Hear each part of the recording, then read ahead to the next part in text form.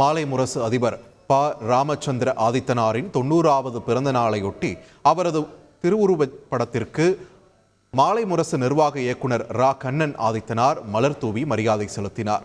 மாலை முரசு அதிபர் ப. ராமச்சந்திர ஆதித்தனாரின் 90வது பிறந்த நாளையொட்டி சென்னை 1000 விளக்கு பகுதியில் உள்ள மாலை முரசு அலுவலகத்தில் அவருடைய உருவப்படம் மலர்களால் அலங்கரித்து வைக்கப்பட்டிருந்தது.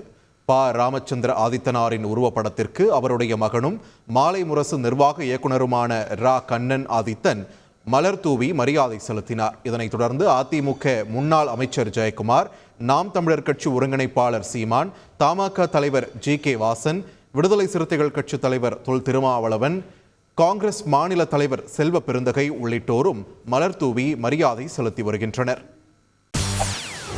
செய்திகளை உடனுக்குடன் தெரிந்து கொள்ள உடனே சப்ஸ்கிரைப் பண்ணுங்க.